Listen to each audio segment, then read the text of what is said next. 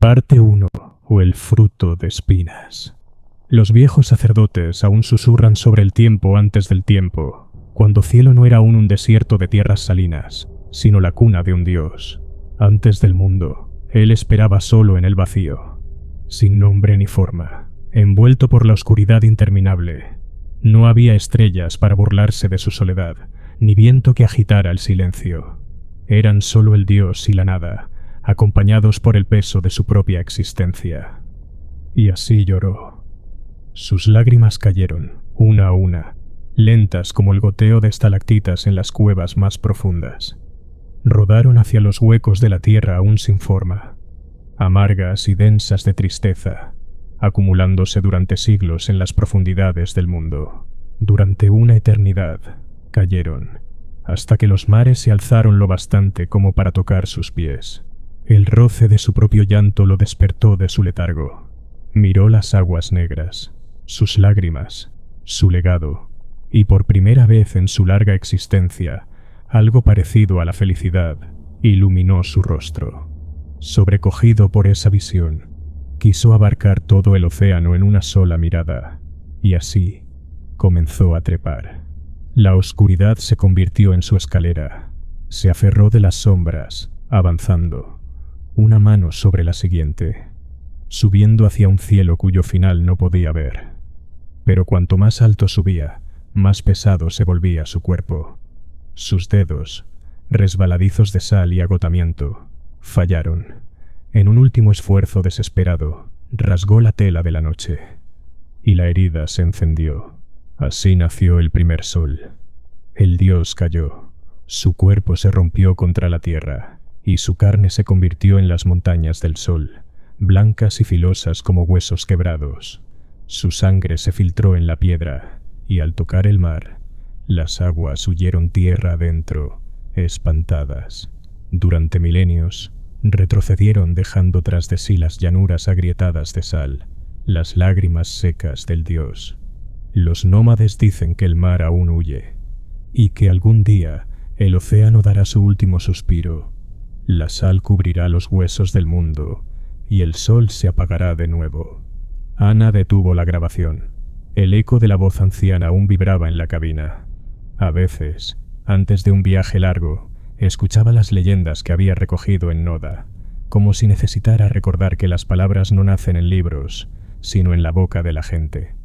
Cada pueblo tiene sus historias, y cada historia es una raíz soterrada que sujeta a los vivos a un lugar. Noda siempre le pareció un mundo extraño, un residuo de la primera ola de colonización, mucho antes de los motores de salto y el hiperespacio.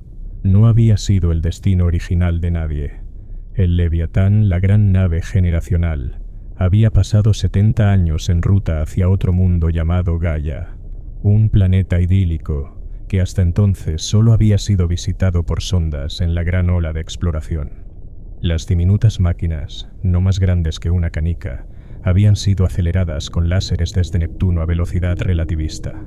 Incapaces de desacelerar, su rápido paso por el sistema había sido suficiente para revelar un mundo azul, lleno de agua dulce, una atmósfera respirable y una química amigable con los frágiles cuerpos de los colonos.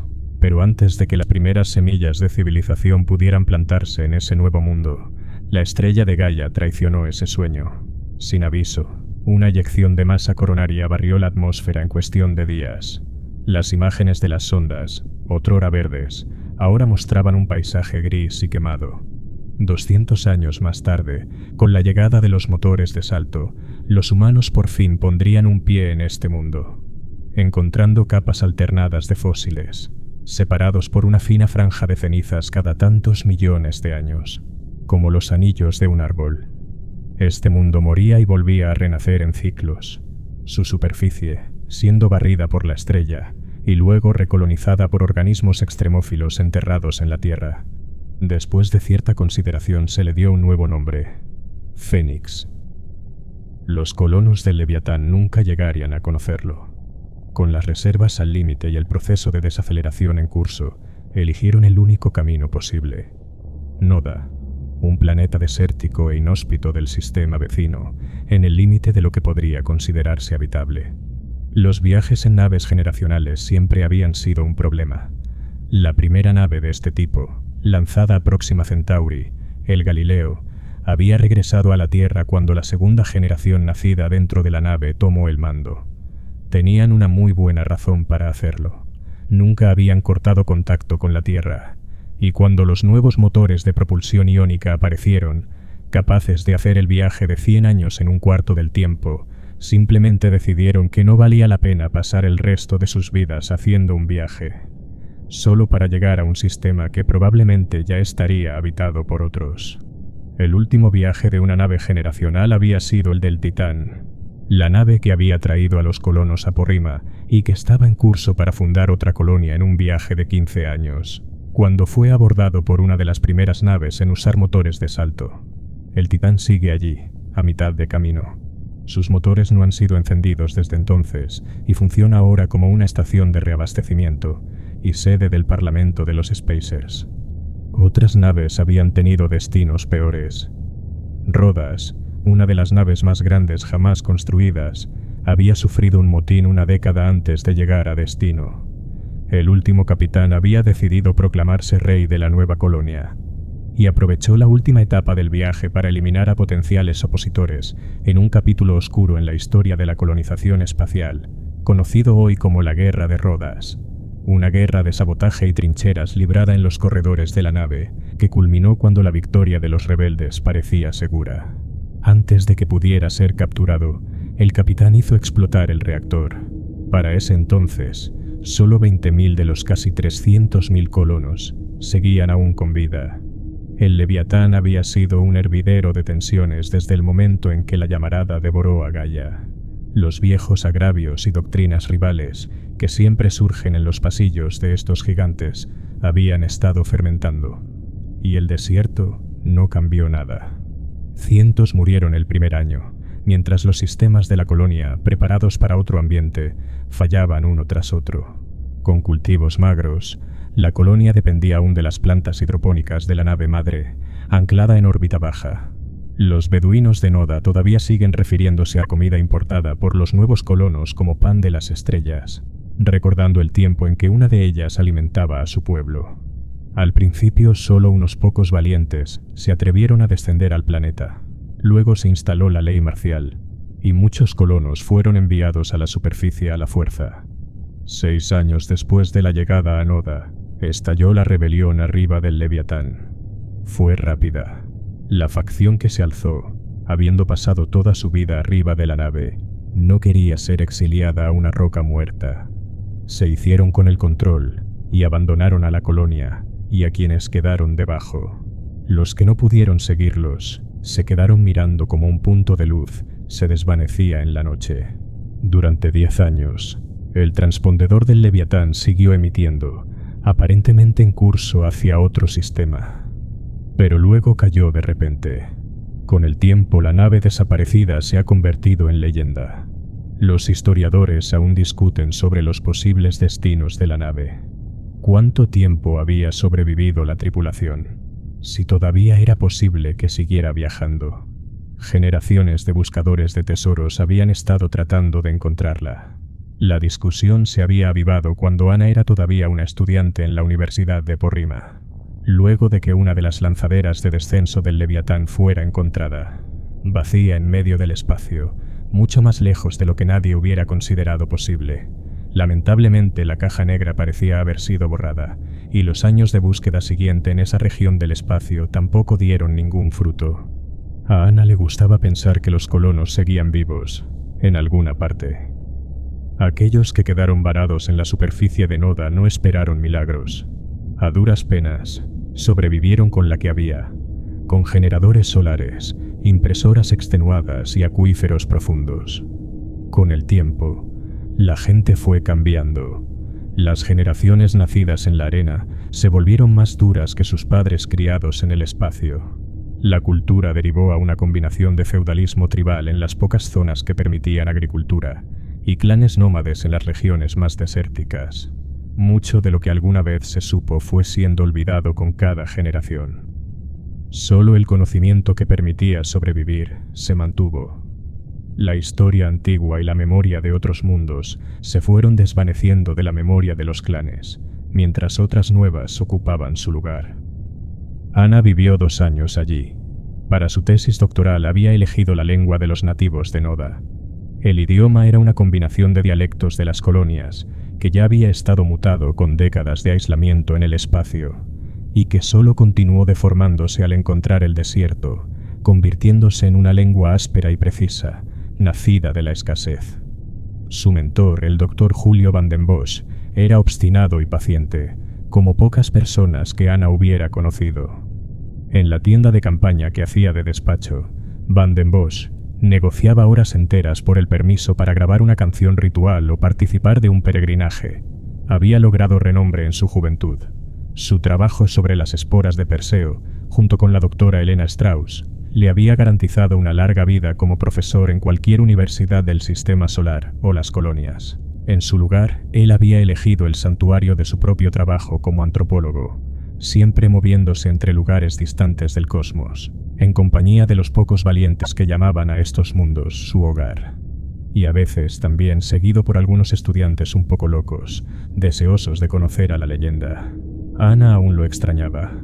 Cuando ella llegó a Noda, la lengua nativa ya agonizaba. Una nueva ola de colonos, traídos por el litio, había iniciado una campaña masiva de terraformación unas décadas antes. El desierto estaba cambiando, retrocediendo poco a poco ante el verde. El lugar para las tribus nómades en este mundo estaba acabando. Pero mucho antes de que las caravanas dejen de verse cruzando el páramo, el silencio se irá apoderando de su historia. Cosas que solo pueden nombrarse con palabras nacidas para contarlas, dejarán de existir. Cuando nadie más tenga los nombres para recordarlas, los nuevos colonos traen consigo la lengua común más útil y más limpia para el comercio y el trueque, la lengua oficial, que la autoridad insiste en llamar civilizada, y que como todo lo útil y barato, borrara sin esfuerzo fue aquello que estaba antes. Cada idioma es una forma de percibir la realidad. La extinción de una lengua es también la pérdida de una visión del mundo y de un conocimiento pasado por generaciones. Cuando se fue, Ana no estaba contenta. Sabía que muchas de las palabras que grabó eran las últimas de su estirpe. En su cabeza, el desierto seguía hablando. En la realidad, ya empezaba a callar. Y con ese silencio, uno de los muchos mundos que este mundo contenía estaba llegando a su fin.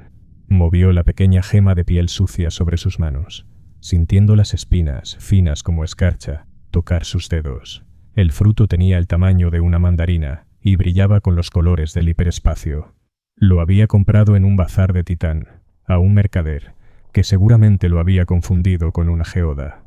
Ana lo giró hasta encontrar la cicatriz de la cáscara y sacó del bolsillo el cuchillo que van den Bosch le había regalado al terminar su viaje. Como todo lo que había sobrevivido en ese mundo, era simple y robusto. El doctor lo había recibido como un regalo de Strauss, por si alguna vez necesitaba abrir una roca en dos o casarse con una beduina. Era pesado para su tamaño. Si lo movías rápido, el borde dejaba un brillo breve en el aire. Su filo monoatómico, arrancando electrones de las moléculas a su paso. Apoyó la hoja en la cicatriz y presionó. El fruto se abrió con un suspiro seco. La pulpa blanca y húmeda soltó un aroma ácido con un fondo dulzón. Ana arrancó un gajo con la uña y lo llevó a la boca. Sintió las microscópicas espinas de sacarosa clavarse en su lengua. Un ardor picante que rápidamente se disolvió en una dulzura empalagosa, como miel fría. Cuando un niño nace en Noda, sus padres juntan estos frutos y los entierran. Su contenido de azúcares es tan astronómico que nunca se echan a perder. Cuando el niño crece y se casa, se desentierran y se sirven a los invitados de la boda. El nombre de los nativos para esta fruta es una única nota aguda, el sonido del canto del único animal que puede abrir su cáscara. Una especie de ave, con un pico cristalino. Es la misma palabra que usan para decir luna de miel. La puerta de la cabina se abrió y entró Iker. «¿Qué es eso?», preguntó ladeando la cabeza. Ana le tendió un gajo. «Prueba». Iker mordió, insultó en seco y manoteó el aire como si su lengua se estuviera quemando. «No mastiques», dijo Ana, divertida. Déjalo reposar, se disuelve solo. Él obedeció, gruñendo. Con la boca aún ocupada, señaló hacia la ventanilla. La burbuja de salto se curvaba a pocos metros del casco del Avalón. Más allá, no había realmente nada que la mente humana pudiera comprender. Ana sabe que los túneles o carreteras de los que la gente habla cuando se refiere a los viajes a través del hiperespacio son solo una metáfora. La burbuja de espacio-tiempo, que permite a las naves seguir existiendo mientras realizan el salto, es lo único que tiene una dimensión medible aquí. Lo que se ve al otro lado de la ventana parece un cilindro iluminado, extendiéndose sin fin. Pero eso responde más al fuselaje alargado del Avalón que a otra cosa. Otras naves con geometrías menos esbeltas, diseñadas solo para el espacio, verían otras formas. En el borde de la burbuja, pequeñas distorsiones se abrían y cerraban como burbujas de aceite. En una zona, el color iba cambiando, del blanco azulado habitual a un ámbar profundo, casi orgánico. «Las puertas de Shangri-La», dijo Iker, con una voz que mezclaba respeto y fascinación. «Cerradas por otros 100 años», respondió Ana sin apartar la vista. Iker no sonrió. Conocía a un hombre en Titán que estuvo en la última expedición. Dijo que esta vez encontraron restos, una nave destrozada, muy vieja, y más adentro, fragmentos de otra expedición aún más antigua. Pero no pudieron quedarse mucho. Hubo un incidente con una de sus naves y tuvieron que salir antes de tiempo. «Sí, escuché algo», dijo Ana, como quien quiere dejarlo pasar. «Vi a Van Hoff en su oficina. Tiene 3 de los 7 códices ahí. Están detrás de una vitrina». «¿Para qué molestarse?», dijo Iker. 1 o 1000. Son todos exactamente iguales. Los restos son algo distinto. Cosas de coleccionistas», sugirió Ana. «¿Y qué dicen esos códices?» «No funciona así, Iker. No tenemos idea de qué está escrito en esas tablillas». «¿Por qué no? No pueden descifrarlo, como la piedra de Rosetta». Fue fácil en comparación. La losa tenía la misma inscripción en 3 idiomas, 2 de ellos ya conocidos, y todos humanos. ¿Que sean humanos es importante? Ana lo miró un momento, midiendo las palabras. El lenguaje no es solo un código para pasar información. Si yo te digo, piensa en una manzana, ¿qué te imaginas? Un fruto rojo, rico y sin espinas, dijo él con el gajo aún disolviéndose en su boca. Exacto, pero eso es solo porque ya has probado una manzana. Yo digo algo y de repente los dos tenemos la misma idea en la cabeza, pero eso solo es posible porque tenemos experiencias comunes que hacen de puente. Sabores, colores, historias. Con otra especie no hay base compartida. Puede que la idea de manzana no exista. Puede que ni la idea de lo que es una idea exista. Supongo que tú eres la experta, dijo tocando su cadena de plata con la imagen de un faro. Luego se dio media vuelta, y en lugar de retirarse y dejar que el zumbido del Avalón hiciera compañía a Ana, Iker se sentó en su asiento de piloto. Apoyó los codos en las rodillas, bajó la cabeza y soltó un suspiro largo. Cerró los ojos y permaneció así, respirando hondo, como quien se prepara para entrar en agua helada. Luego alzó lentamente las manos. A su alrededor, en el aire, se encendieron hologramas, anillos, nubes de puntos, geometrías que parecían proyectarse desde ninguna parte. Sus dedos se movieron lentamente, tanteando cuerdas invisibles. Las figuras cambiaban de forma con un ritmo suave. Luego se quedaron quietas, y los patrones se fueron apagando uno a uno. «No pasaba por aquí hace mucho», murmuró.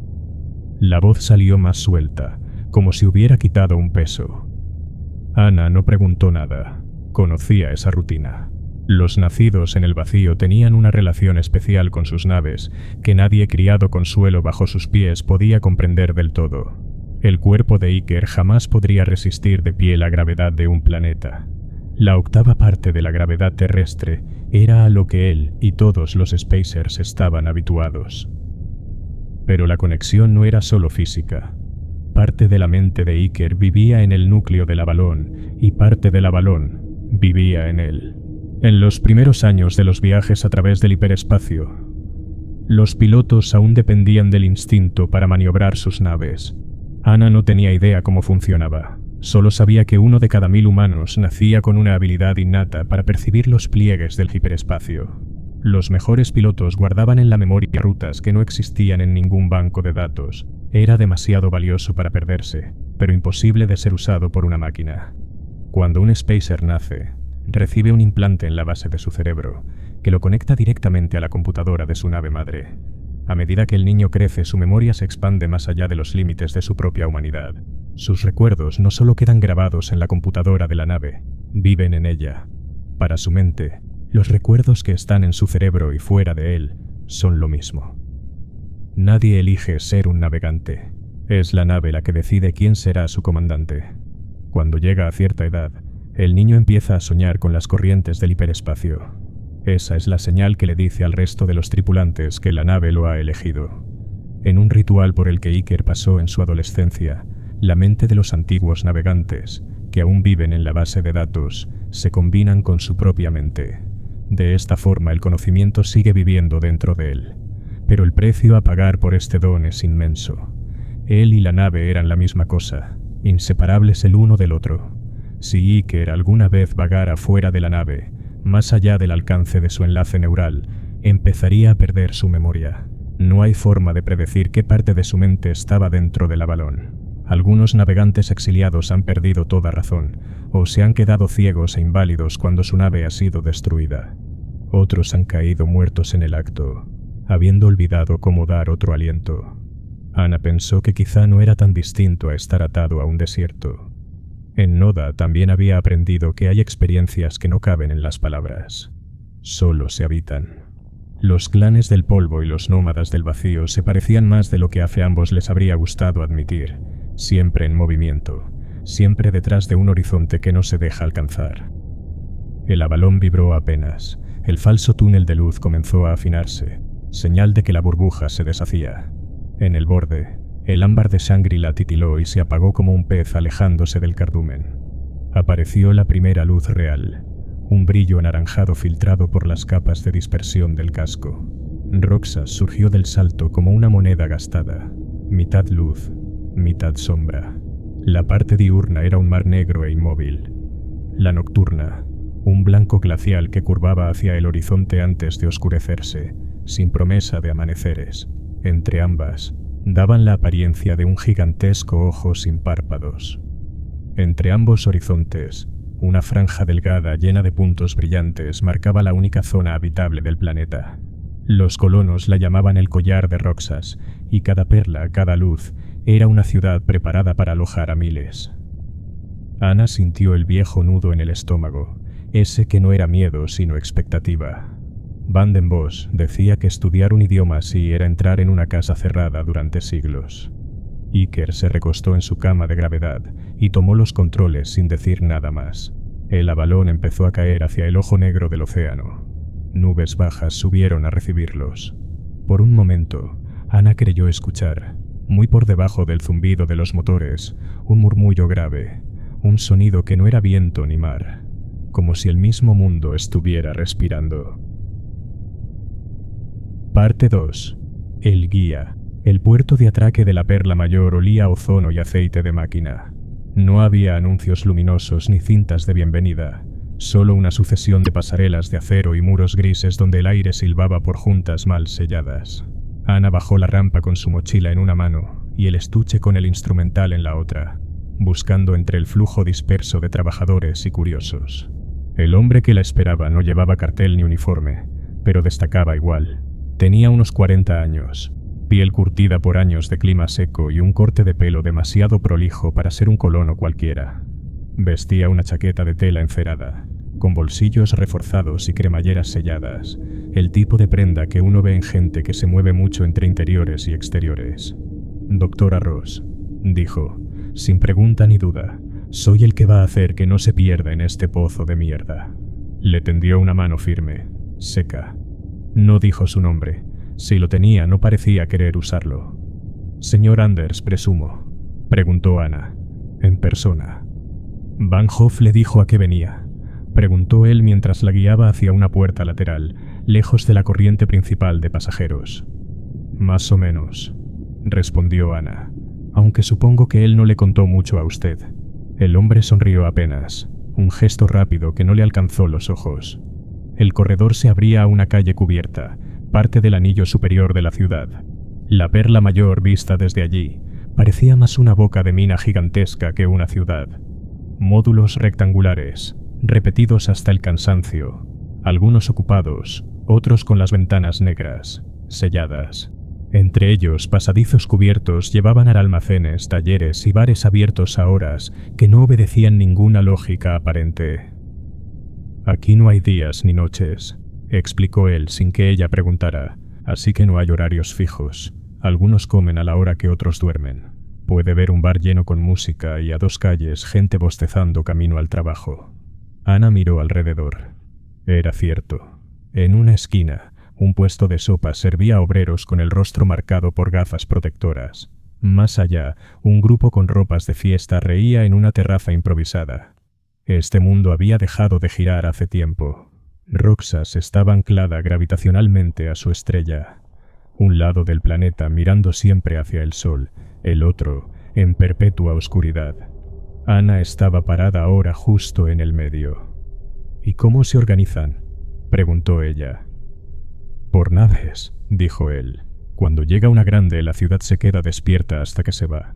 50, 60 horas de corrido, con todos los estimulantes legales que pueda pagar. Luego todo el mundo duerme 20, 25 horas seguidas. Después, vuelta a empezar». Doblaron hacia un ascensor que los llevó a un nivel inferior, más cerca del suelo de la cuenca. A medida que bajaban, el aire se hacía más húmedo, con un leve olor salino que no venía del mar, sino de las conducciones que traían agua desde el lado nocturno. «¿Siempre ha vivido aquí?», preguntó Ana. «No», respondió él, y por el tono cortante supo que no habría más explicación. El ascensor se abrió a un corredor ancho, lleno de cajas apiladas, muebles improvisados y maletas amarradas con cuerdas. Entre los bultos, familias enteras dormitaban envueltas en mantas de fibra. Algunos niños jugaban con cubos de plástico, mientras otros observaban en silencio, con la mirada fija en la nada. «Refugiados», dijo el guía sin bajar el paso. La tormenta golpeó fuerte en 2 ciudades del collar, un orden de magnitud más grande de lo previsto. Ana lo siguió, esquivando un carrito de carga.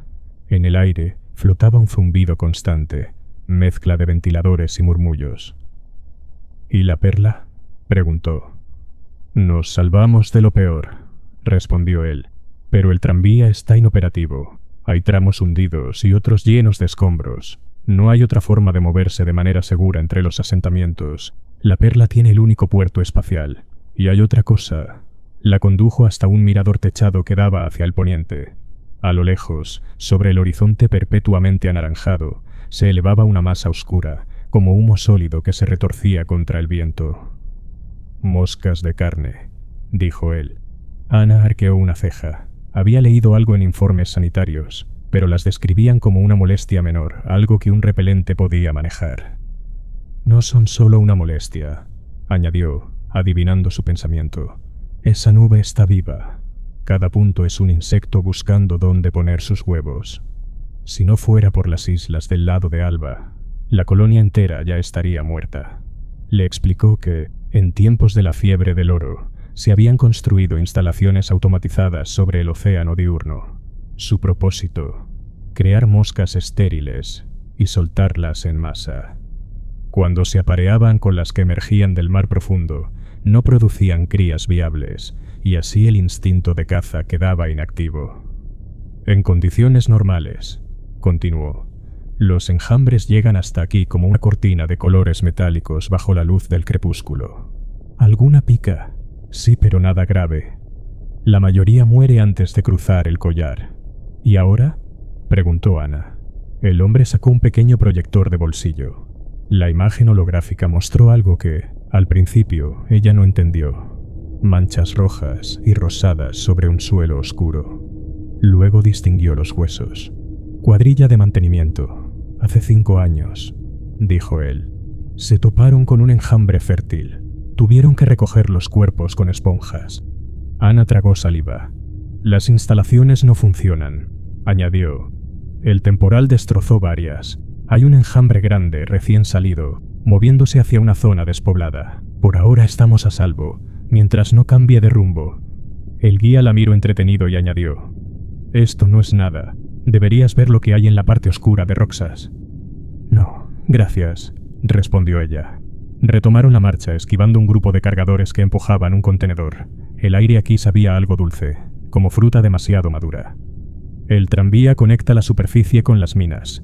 Si quiere bajar bajos, vamos a tener que ir a buscar equipo para el descenso», dijo él. «Filtros de aire, arneses, cuerdas. Y avisar abajo que llegamos mañana». El local donde arribaron no tenía letrero, solo una puerta corrediza de metal oxidado y el rumor de conversaciones desde el interior. El guía la empujó y entraron en un espacio largo, con mesas de acero reciclado y bancos atornillados al suelo. Una barra al fondo hervía con vapores de caldos oscuros. Sobre la pared alguien había pintado con trazo grueso las palabras «Marea Roja», como si fuera una broma privada. Anders pidió 2 sopas sin consultar. Ana se sentó junto a la ventana, que daba a un pasillo cubierto por una malla sombra. Afuera, alguien tocaba un instrumento de cuerdas improvisado. El sonido se mezclaba con el siseo del agua hirviendo. El tazón que le sirvieron estaba lleno de fideos negros, gruesos y elásticos, flotando en un caldo con un matiz rojizo. Ana los examinó. «Algas», dijo él. «Crecen en tanques bajo la ciudad. Las del océano diurno están llenas de toxinas, como las mareas rojas de la Tierra Vieja. Aquí las cultivamos limpias». Ana probó un bocado. El sabor era salado, con un dejo metálico. «Van Hoff me dijo que usted», comenzó. «Que yo era su contacto, sí», la interrumpió. «Él y yo tenemos conocidos comunes. Él está interesado en la gente de la colonia profunda», continuó ella. «Por alguna razón nadie ahí parece sufrir ningún tipo de enfermedad o deterioro mental, a diferencia del resto de la Federación». Él soltó una breve risa, sin humor. «No es la primera que viene con esa historia. Hace un año traje a un etnobotánico y a un médico. No sé qué encontraron, pero no era lo que el viejo buscaba. Quiero decir, usted no estaría aquí si fuera de otra forma, ¿verdad?» «¿Y usted qué cree?», preguntó Ana. Encogió los hombros. «Que Van Hoff se está haciendo viejo como todos». «No como todos», replicó ella. «Tiene más de 3 siglos». «Todo da igual. Se puede engañar a la muerte, por un tiempo, pero no para siempre». Se inclinó hacia ella. «¿Y qué hay con usted, doctora? ¿También es médica?» «Lingüista», dijo Ana. Él levantó una ceja, sonriendo de lado. «Entonces sí que el viejo ha perdido la cabeza. ¿Qué hace una lingüista en Roxas?» Ana se acomodó en el banco y empezó a explicar. «Fui aprendiz de Van der Bosch. Él creía que había algo especial en los primeros colonos de Roxas. Él creía que el secreto estaba en su lenguaje, pero murió antes de poder probarlo». «¿Su lenguaje?», dijo Anders incrédulo. «Un idioma es mucho más que una forma de hablar. Es el software que usa el cerebro para funcionar. La gramática que uno aprende de niño no solo describe el mundo, también define todas las categorías en que el mundo puede existir para ti. He estudiado lenguajes de pueblos aislados durante años. También he mapeado la actividad cerebral de la gente que lo habla», dijo, sacando algo parecido a una moneda de su bolsillo. La presionó contra su sien y un holograma de su cerebro apareció sobre el tazón de sopa. «En algunas tribus, la actividad cerebral está sobrescrita. Creo que eso se debe en parte al ambiente hostil, pero también a la forma en que esta gente se comunica». Dejó la moneda sobre la mesa y la golpeó 2 veces con su dedo índice. Otro cerebro apareció flotando al lado del suyo. Los patrones de colores eran claramente distintos. «Esta es una lectura de una niña de 12 años, que la doctora Strauss examinó aquí en Roxas. Hay algo aquí que está cambiando a la gente. Y como bien dijiste, no algo suficientemente obvio para ser encontrado por médicos». El guía tomó un palillo de la mesa y atravesó un pedazo de champiñón que flotaba en su tazón. Luego lo acercó a su rostro, lo examinó por un momento y después puso sus ojos en Ana.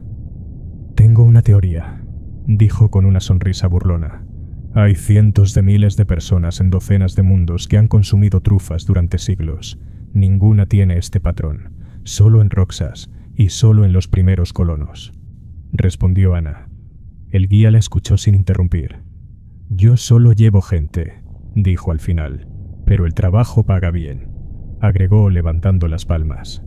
Sacó de nuevo su proyector de bolsillo y desplegó un holograma tridimensional sobre la mesa, que se superpuso en parte con los dos cerebros. Apareció la silueta de la perla mayor, y bajo ella, una forma ovalada gigantesca, enterrada en un ángulo. «El meteorito», dijo, «la razón por la que existe esta ciudad. Lo encontramos hace 300 años, cuando esto era solo un par de puestos científicos». Amplió la imagen. Un espiral cilíndrico se alzaba junto al meteorito enterrado. «Aquí está la colonia profunda. Comercian con la superficie, pero son autosuficientes. Agua de manantiales, generadores de fusión, plantas hidropónicas.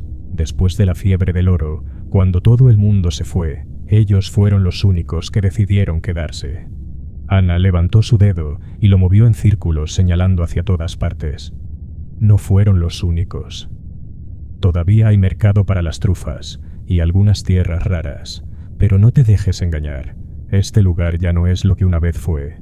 Estamos en la capital. La mayoría de las otras ciudades del collar son prácticamente pueblos fantasmas. Ya viste a todos los refugiados, y aún así tenemos espacio de sobra. No, señorita Ross. Doctora Ross, aclaró ella, mientras observaba las líneas de los túneles, algunas tachadas en rojo. Si piensas que la perla está bien, espera a ver lo que hay debajo. La mayoría de los accesos están colapsados o inundados, continuó él. Antes tomábamos el tranvía, pero ahora está muerto. Hay otra ruta, más lenta pero relativamente segura. Mañana partimos. Bebió el resto de su sopa de un trago y se levantó. Descanse, doctora. Mañana será un día largo. La suite que le ofreció estaba en un bloque semivacío, a 2 calles de la avenida central. El ascensor se detuvo con un chirrido, y Ana recorrió un pasillo silencioso, con puertas cerradas a ambos lados. Adentro, el apartamento era mínimo. Una cama plegable, una mesa con 2 sillas y una ventana estrecha que dejaba entrar la luz del crepúsculo eterno. Se quitó las botas, dejó la mochila junto a la mesa y se recostó. El zumbido de los ventiladores y el murmullo distante de la ciudad se fundieron en un sopor lento. Mirando el cielo raso de ruido, Ana no pudo evitar pensar en lo que dijo Anders. Nada vive indefinidamente. Incluso las estrellas deben morir algún día. Van Hoff había logrado engañar a la muerte por algún tiempo, pero la mente humana simplemente no está preparada para seguir existiendo por siempre. Tocó el mango del cuchillo que escondía en su bota, iluminando las paredes con su brillo, y pensó en las planicies de sal. Noda es un nombre falso, sin significado, un nombre inventado por la Federación. Los beduinos nacidos allí lo llaman cielo. Una vez por generación, cuando la lluvia finalmente cae sobre los salares, la tierra se vuelve un espejo gigante del firmamento. Y los beduinos, que siempre se mueven esquivando el calor del día, viajan por este mundo entre mundos, moviéndose entre las estrellas, como sus ancestros que bajaron del firmamento. Ana se quedó dormida sin darse cuenta. Parte 3. El enjambre. El sonido de las alarmas la arrancó del sueño. Un ulular grave, repetido, que hacía vibrar el suelo. Ana se incorporó, aturdida. Afuera, en el pasillo, se oían pasos apresurados y voces que gritaban en una mezcla de acentos. La puerta se abrió sin previo aviso. El guía entró, con la respiración agitada y manchas oscuras en la chaqueta. La tela estaba húmeda en un solo lado, salpicada irregularmente. Sangre, pero no parecía suya. «Tenemos que irnos», dijo, sin más. «¿Qué ha pasado?» El enjambre. Cambió de rumbo. Se acercó a la ventana y corrió la persiana. A lo lejos, sobre el perfil de los edificios bajos, se levantaba una nube densa, que se movía como una sola criatura. Bajo la luz crepuscular, destellos verdes y violetas se encendían y apagaban como si la nube latiera. «¿Cuánto tiempo tenemos?», preguntó Ana, sintiendo un peso frío en el estómago. «Menos de 1 hora antes de que alcancen la periferia. Olvídate del equipo. Estamos a salvo mientras nos quedemos adentro, ¿verdad?», dijo Ana asustada. «¿Sabes qué hay sobre el mar?», dijo el guía agarrando la mochila de Ana. 30 centímetros de un biofilm más duro que el cuero. Puedes cruzarlo arriba de un camión. ¿Sabes cómo hacen esas moscas para atravesarlo cuando salen del agua?». continuó mientras le lanzaba la mochila. Escupen ácido. «Me estás tomando el pelo», dijo Anna, pero Anders ya estaba saliendo de la habitación. Lo siguió afuera luchando por ponerse sus botas. Bajaron a la planta baja por las escaleras en lugar del ascensor, atravesando corredores que olían a sudor. En las calles la gente corría cargando bolsas, cajas, cualquier cosa que cupiera bajo un brazo. Un niño lloraba aferrado a un muñeco de trapo. Su madre lo llevaba hacia el puerto. Anna avanzó 3 pasos apurados en la misma dirección cuando el guía la tomó del brazo. «No hay tiempo», dijo, y la arrastró con él entre insultos. Mientras avanzaban hacia un vehículo bajo y cerrado, Anna oyó un zumbido diferente, más agudo, que crecía cada segundo. El guía abrió la puerta y la empujó dentro. «Ponte el cinturón», ordenó, encendiendo el motor, «y no mire atrás». El vehículo se lanzó hacia el camino, el motor encendido a toda potencia. Por el espejo lateral, Anna alcanzó a ver cómo la nube negra tocaba el primer bloque de edificios y lo cubría por completo, como tinta derramada sobre papel. El rugido del motor y el ulular de las alarmas se mezclaron en un solo estrépito. Anna apretó la mandíbula. Sabía que cualquier plan que hubieran hecho acababa de cambiar. El aire empezó a quemar su garganta. Una niebla fina y grisácea caía afuera. Podía oír a la gente gritando. Tosió instintivamente y se cubrió la boca con la manga. El guía le lanzó una mascarilla mojada, la tela impregnada con alguna sustancia acre que le hizo lagrimear aún más, pero que al menos cortó con el ardor de inmediato. «No inhales fuerte», advirtió. Ella asintió, aunque apenas podía verle tras los ojos lagrimeantes. El zumbido crecía. Ahora ya no era un rumor distante. Era un grito colectivo que llenaba todo el espacio. Un instante después, algo golpeó el parabrisas con un chasquido húmedo, demasiado grande para ser un insecto normal. Una de las moscas rezagadas, del tamaño de un puño, se había estrellado contra el cristal. Sus patas patalearon un segundo, dejando un rastro de ácido que burbujeó sobre la superficie transparente, antes de deslizarse hacia un lado y desaparecer. Giraron por una avenida donde las farolas apenas iluminaban conos aislados en la neblina. Ross alcanzó a ver una figura humana desplomada contra una puerta metálica, los brazos colgando y la cabeza ladeada. Cuando pasaron junto a ella, comprendió que no estaba muerta. Todavía. La mujer se arrastraba lentamente, dejando tras de sí un rastro viscoso. En su espalda, un bulto informe se movía, y cuando la luz lo alcanzó, Ross vio las larvas blancas sobre la carne. Docenas, hundiendo y arrancando fragmentos de carne viva. «No mires», dijo el Anders, girando el volante para esquivar algo en el suelo. El rugido del enjambre estaba justo encima.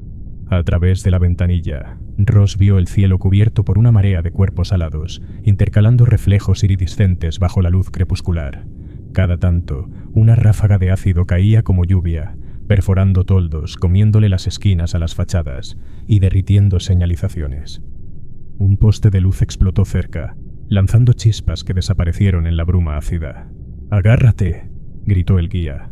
El vehículo embistió un portón y salió a la explanada periférica, un descampado abierto que separaba la ciudad de los túneles de servicio. Aquí, sin edificios que los protegieran, el enjambre se hizo más agresivo. Las moscas caían en picada contra el blindaje, dejando manchas blancas que humeaban. Una de ellas se enganchó en el espejo lateral y comenzó a perforarlo con su probóscide, hasta que el guía maniobró bruscamente y la hizo volar. Ross miró hacia atrás. En la distancia la perla era apenas visible, envuelta en humo y polvo. Entre los destellos vio luces ascendiendo, naves de evacuación disparándose hacia la órbita, perseguidas por la sombra ondulante del enjambre. Por un momento, pensó que no lo lograrían. Pero entonces, la carretera se inclinó hacia el horizonte oscurecido, la zona nocturna del planeta, donde el sol se hunde para no volver. El cambio en el aire fue inmediato. La temperatura comenzó a caer bruscamente, y el rugido del enjambre, aunque aún audible, quedaba amortiguado por la masa de tierra que se alzaba como un muro hacia la frontera de la zona oscura. El guía redujo la velocidad. A la izquierda y a la derecha, la planicie se volvía una tundra negra, moteada de parches de hielo que reflejaban un último brillo agonizante del sol. El traqueteo del vehículo, agravado por una rueda dañada y la suspensión torcida, llenaba el silencio con un golpeteo metálico y constante, como si viajaran dentro de un tambor hueco. «Estamos cerca del perímetro», murmuró el guía. «No hagas ruido y no toques nada». El terreno ascendió levemente. Delante, una línea de estructuras altas se recortaba contra el cielo morado. Las torretas automatizadas que custodiaban el límite de la zona oscura parecían inactivas, con las bocas de sus cañones apuntando al suelo, pero la imagen era engañosa. El guía detuvo el vehículo a unos metros. «¿Qué es todo esto?», preguntó Ana. «Perímetro de defensa», dijo Anders sin ceremonia. «¿Defensa contra qué?», quiso saber ella, pero él no contestó. Sacó un brazalete metálico de su bolsillo y lo encendió. La pantalla proyectó un código. Lo introdujo con gestos rápidos, cada movimiento enviando pulsos invisibles hacia la línea de defensa. El silencio era total. El viento había dejado de moverse. Ana sintió su piel erizarse, y no por el frío. La quietud se rompió de golpe. Un sonido seco, como un resorte liberándose, retumbó en la distancia. En la misma fracción de segundo, las torretas cobraron vida. Los cañones giraron. El zumbido de los sistemas de carga llenó el aire, y la primera ráfaga explotó contra el suelo a pocos metros del vehículo. «¡Mierda!», gruñó el guía girando el volante. El estruendo era ensordecedor. Las torretas no solo disparaban contra ellos. Algo más, invisible en la penumbra de la tundra, recibía impactos que levantaban columnas de tierra y hielo. Ana alcanzó a ver una silueta fugaz, demasiado grande para ser un humano, que se desvaneció entre la bruma antes de que otra ráfaga la ocultara. El vehículo zigzagueó, las ruedas golpeando contra el hielo y lanzando fragmentos que chocaban contra el chasis. Un proyectil explotó cerca, y el costado derecho del blindaje se abolló hacia adentro con un golpe seco. El traqueteo de la suspensión se volvió un martilleo irregular. «Aguanta», dijo el guía forzando el motor. «Si fallan un ciclo de disparo, pasamos». La pausa llegó como un suspiro en medio del caos. Un instante en que los cañones giraron para recalibrar. El guía pisó a fondo, y el vehículo atravesó la línea justo cuando los sensores volvían a activarse. Una ráfaga final les pasó rozando, reventando un pedazo de hielo delante y cubriéndolos con una lluvia de fragmentos congelados. Del otro lado, la tundra oscura se extendía como un mar inmóvil. La luz era casi inexistente, apenas un resplandor lejano en dirección a la perla. El frío se coló por cada grieta del blindaje, y Ross, temblando, sintió que el mundo se cerraba en torno a ellos. «Estamos a salvo», dijo el guía nervioso, sacando una monstruosa pistola de su mochila. El cañón debía tener 1 pulgada. Ella no se lo creyó ni por un segundo. Parte 4. Entrada a las minas. El traqueteo del vehículo se volvió insoportable al acercarse a las ruinas. La estación meteorológica aparecía como un grupo de siluetas encorvadas contra el viento, sus antenas retorcidas como huesos expuestos. Un letrero oxidado colgaba de una bisagra, golpeando rítmicamente contra el marco con un sonido hueco que el aire arrastraba hacia la tundra. El guía detuvo el vehículo detrás de una estructura medio derrumbada. «Es aquí», dijo, mirando alrededor con cautela. «No enciendas luces hacia el exterior». Ana miró por la ventanilla. A unos 50 metros, medio enterrado en nieve sucia, había otro vehículo, cubierto por una malla de camuflaje gris. El capó estaba frío como una piedra, no se veía a nadie cerca. Entraron a la estación por una puerta lateral abollada. El interior era un antro. Había mesas volcadas, sillas apiladas contra una pared y un monitor antiguo que parpadeaba mostrando líneas de datos incomprensibles. Ningún signo de vida reciente. «¿Para qué es el arma?», preguntó Ana. «Depredadores. Aventur o Anders. Cazan en la zona oscura del planeta. Aquí todavía se guían por la vista. Más adentro en la tundra usan el olfato y el calor de sus presas. A veces entran a las minas».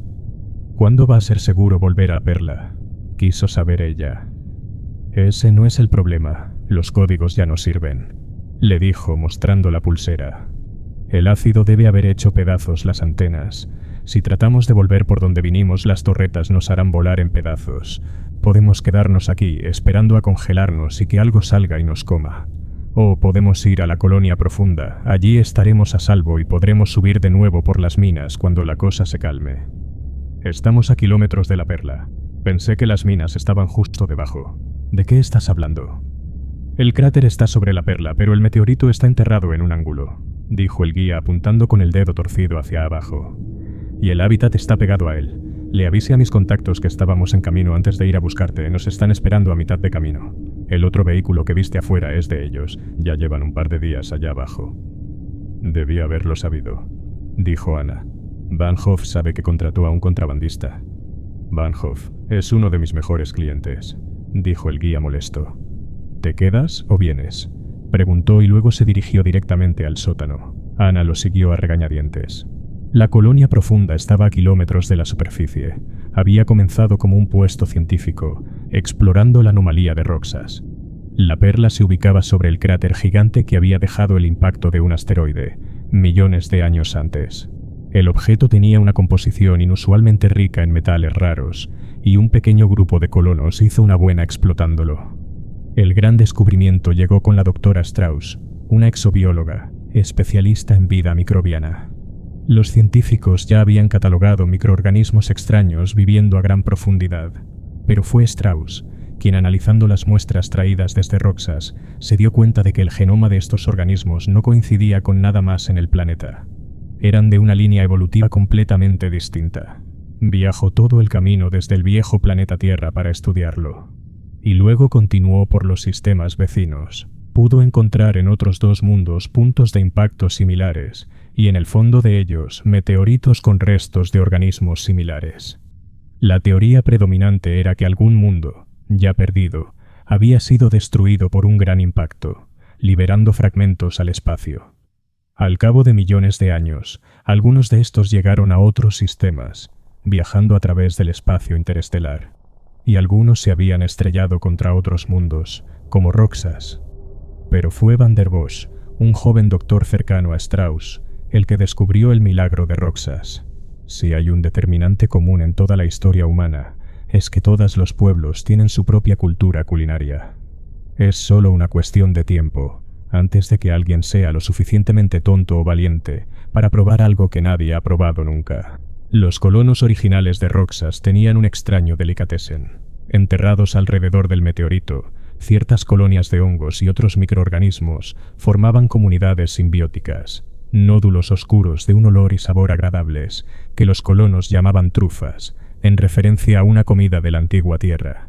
Van der Bosch notó que esta gente era particularmente saludable y longeva, sobre todo teniendo en cuenta el duro ambiente de las minas. Pero esto hubiera sido solo una curiosidad más, de no haber sido por su relación con Strauss. Entre los dos, descubrieron un milagro. Estos nódulos tenían la propiedad particular de integrarse con el ADN humano, evitando el desgaste que ocurre naturalmente a los telómeros cuando las células se dividen. En otras palabras, habían encontrado la fuente de la juventud. Strauss quería conservar estas extrañas formas de vida, que tardaban siglos en formarse, fascinada por su compleja biología. Pero cuando la voz se corrió, empezó la locura. En un abrir y cerrar de ojos, Roxas se convirtió en el centro del universo. Miles de nuevos colonos, corporaciones mineras y grupos independientes se abalanzaron sobre el planeta en hordas, desesperados por extraer todas las trufas que pudieran. Fue en estos años de la fiebre del oro, cuando las ciudades del collar se levantaron. Pero igual que con el oro en el lejano oeste y el petróleo en Medio Oriente, la fiebre no duró mucho.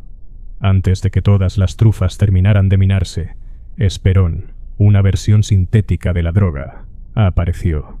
Si bien el precio seguía siendo astronómico para una persona corriente, era considerablemente más barato que minar, sobre todo teniendo en cuenta las escaramuzas que habían surgido en Roxas entre las corporaciones y mineros independientes.